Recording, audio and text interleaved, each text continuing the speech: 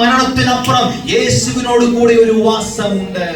അപ്പൊ ഒന്നാം നാം തിരിച്ചറിയേണ്ട സത്യം 13-14 വാക്യത്തിൽ പൗലോസ് ദൈവസഭയോട് പറയുകയാണ്, നമുക്ക് മരണത്തിനപ്പുറം ഒരു ജീവിതമുണ്ട്. നിങ്ങൾ അത് കണ്ടോ? എന്നിട്ട് പറയുകയാണ് അതിന്റെ 16-ാമത്തെ വാക്യത്തിൽ, മരിച്ചവർ എന്ത് ചെയ്യും? ഉയർത്തെഴുന്നേൽക്കും. എത്ര പേര് വിശ്വസിക്കുന്നുണ്ട്?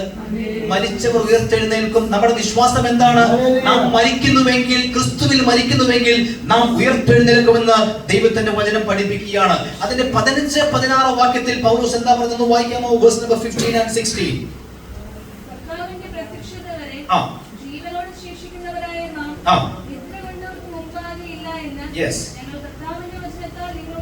പറയുന്നു, കർത്താവ് താൻ ഗംഭീര നാദത്തോടും പ്രധാന ദൂതന്റെ ശബ്ദത്തോടും സ്വർഗത്തിൽ നിന്ന് ഇറങ്ങി വരികയും മതി. ഇവിടെ അടുത്തൊരു സത്യം പൗലോസ് വിളിച്ച് പറയും. ഒന്ന്, നമുക്ക് മരണത്തിനപ്പുറം ഒരു ജീവിതമുണ്ട്. രണ്ട്, പറയുകയാണ് യേശു കർത്താവ് വീണ്ടും വരും. നിങ്ങൾക്ക് മനസ്സിലാകുന്നുണ്ടോ? 15-ാമത്തെ വാക്യത്തിൽ കർത്താവിന്റെ പ്രത്യക്ഷത, അതിന്റെ 14 കാണുന്നുണ്ട്. Jesus the Lord will come from heaven, he will come down from heaven. അവൻ സ്വർഗ്ഗത്തിൽ നിന്ന് ഇറങ്ങി വരും. ഒരു ക്രിസ്തു ഭക്തന്റെ, ദൈവസഭയുടെ പ്രത്യാശ ഇതാണ്, ഞാൻ കാത്തിരിക്കുന്ന എന്റെ കർത്താവ് എന്നെ ചേർക്കുവാൻ അവൻ വേഗം വരിക തന്നെ ചെയ്യും. ദൈവസഭയെ നമുക്ക് ആ പ്രത്യാശയുണ്ടോ? അതുകൊണ്ടാണ് അപ്പോസ്തല പ്രവൃത്തികൾ നിങ്ങൾ വായിക്കേണ്ട 1-ാം അധ്യായം 10-ാമത്തെ വാക്യത്തിൽ കർത്താവ് പറയുക, അല്ലയോ ഗലീല പുരുഷന്മാരെ, നിങ്ങൾ ആകാശത്തിലേക്ക് ഉറ്റു നോക്കുന്നത് എന്ത്? നിങ്ങളെ വിട്ട് സ്വർഗ്ഗാരോഹണം ചെയ്ത യേശുവിനെ നിങ്ങൾ സ്വർഗ്ഗത്തിൽ പോകുന്നവനായി കണ്ടതുപോലെ അവൻ വീണ്ടും വരും. നമ്മുടെ പ്രത്യാശ അതാണ്. We have a great hope. My Jesus will come again. യേശു വീണ്ടും വരും. എത്ര പേർക്ക് പ്രത്യാശയുണ്ട് എന്റെ കർത്താവ് വരുമെന്ന്? അതുകൊണ്ടാണ് കൊരിന്ത്യർ ലേഖനം തന്നെ 1 കൊരിന്ത്യർ ലേഖനം 16-ാം അധ്യായത്തിൽ 22-ാമത്തെ വാക്യത്തിൽ പൗലോസ് പറയുക, Maranatha, my Lord will come again. യേശു വീണ്ടും വരും, നമ്മുടെ കർത്താവ് വീണ്ടും വരും.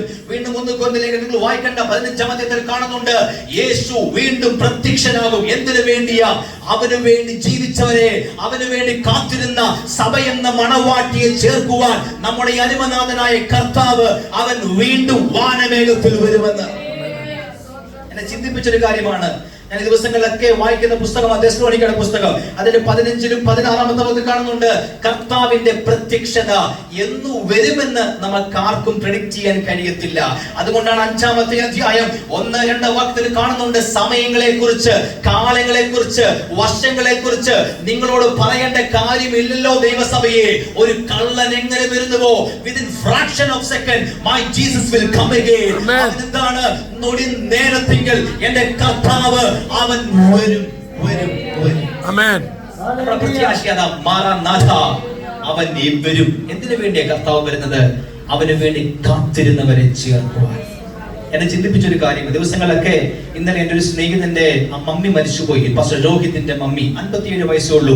പെട്ടെന്ന് നെഞ്ചുവേദന വന്നു, ആശുപത്രിയിൽ കൊണ്ടുപോയി, അറ്റാക്ക്, പെട്ടെന്ന് മരിച്ചുപോയി. അപ്പൊ ആ കർത്താവിനാസം പറയുക, എനിക്കൊരു പ്രത്യാശയുണ്ട്, എന്റെ മാതാവിന് ഇനി എനിക്ക് കാണാൻ പറ്റും. ഓഫ് കോഴ്സ് നമുക്ക് ആ പ്രത്യാശയാണ്.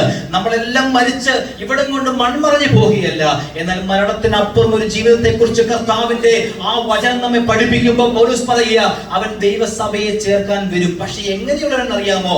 അവന് വേണ്ടി കാത്തിരിക്കുന്നവരെ ചേർക്കുവാൻ.